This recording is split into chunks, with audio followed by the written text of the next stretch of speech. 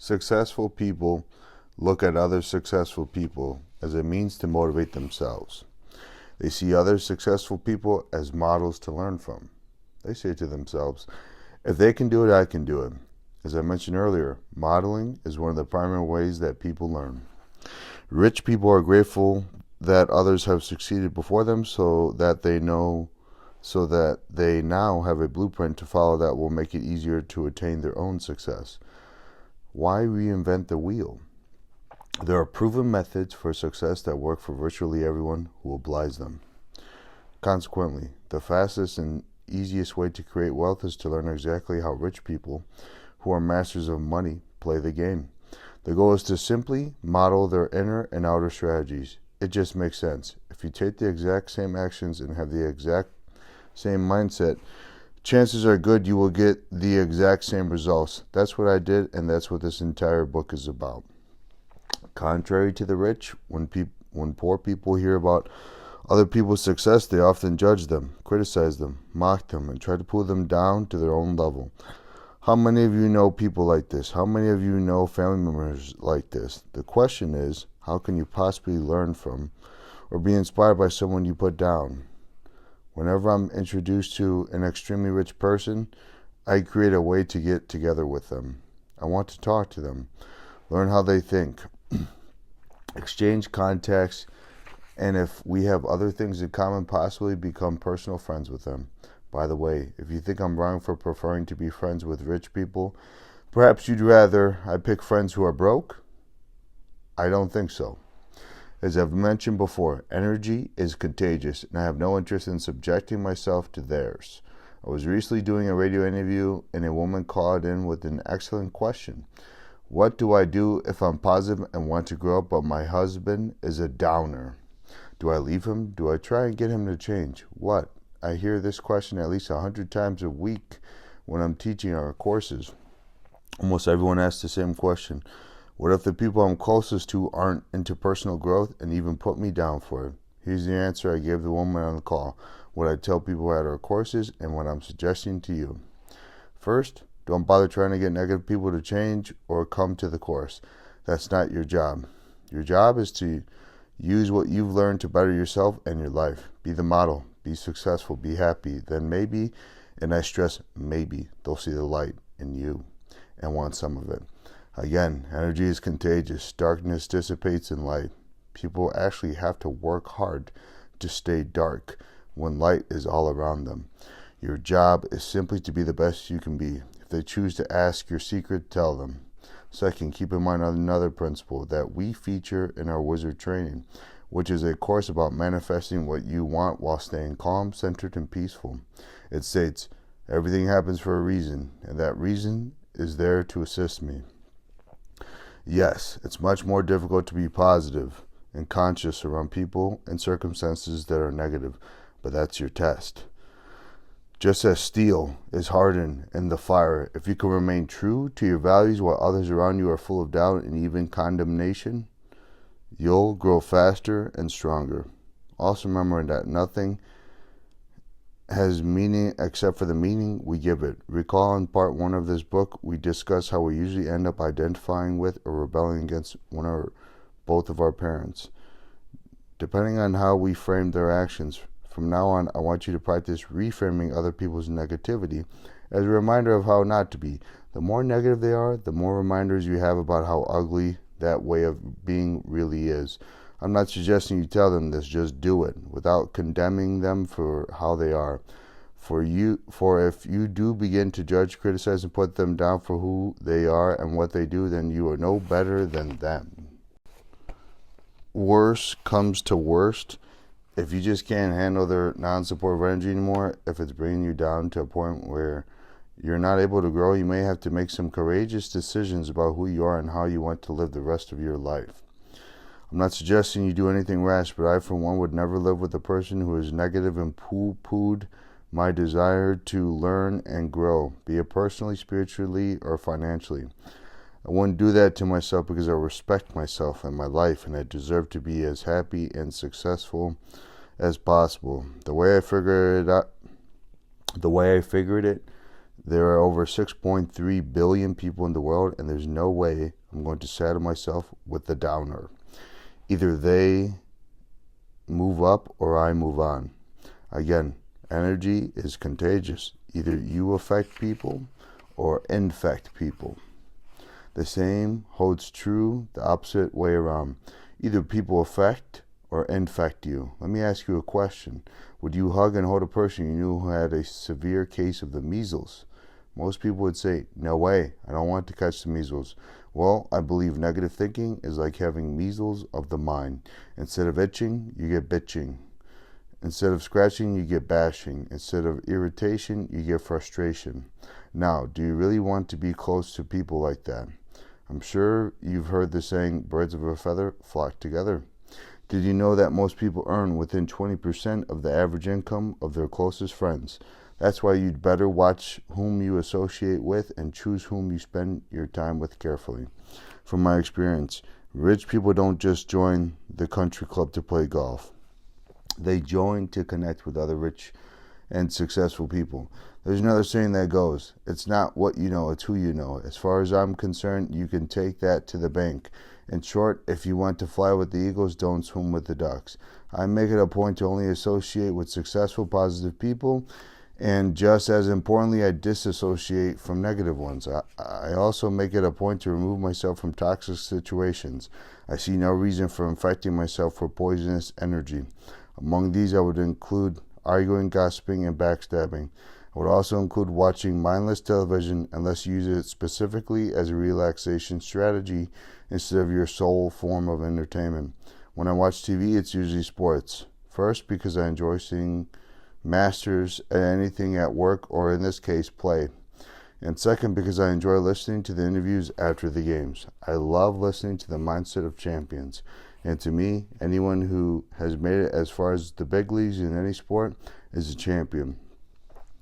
Any athlete at that level has out-competed tens of thousands of other players to get there at all, which makes each of them incredible to me. I love hearing their attitude when they win. It was a great effort from the entire team. We did well, but we still have improvements to make. It goes to show you that hard work pays off.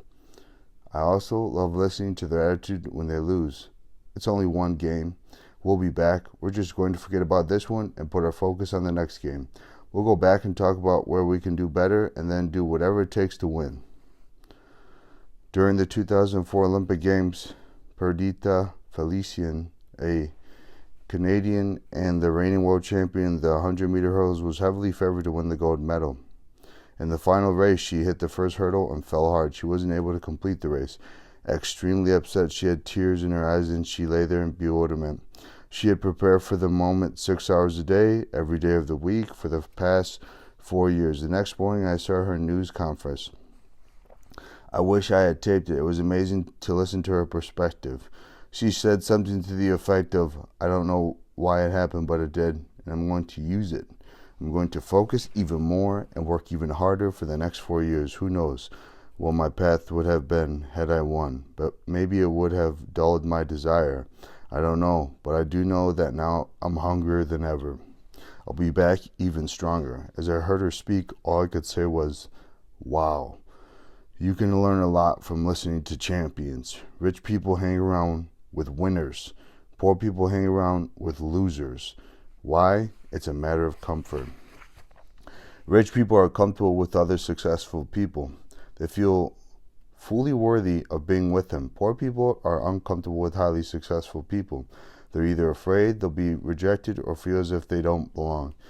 To protect itself, the ego then goes into judgment and criticism. If you want to get rich, you'll have to change your inner blueprint to fully believe you are every bit as good as any millionaire or multi-millionaire out there.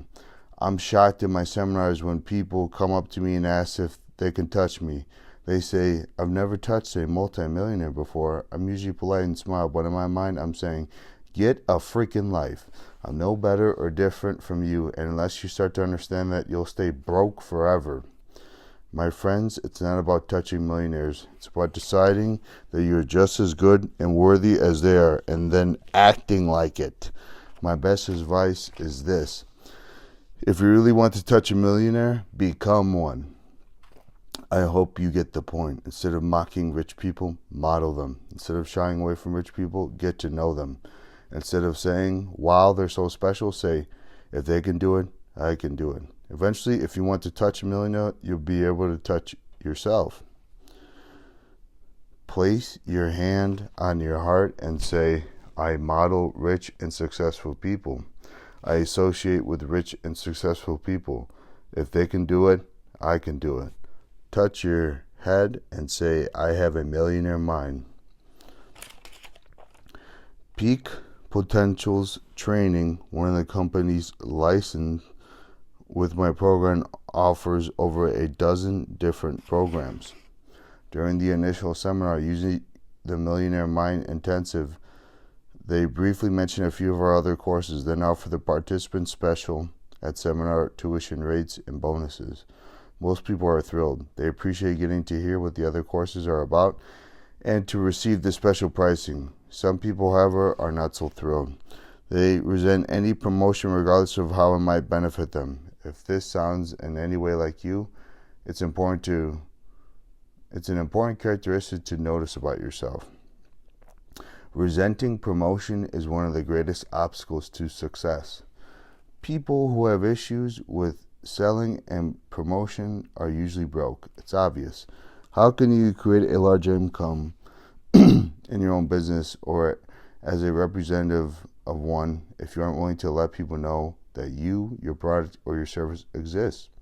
Even as an employee, if you aren't willing to promote your virtues, someone who is willing will quickly bypass you on the corporate ladder.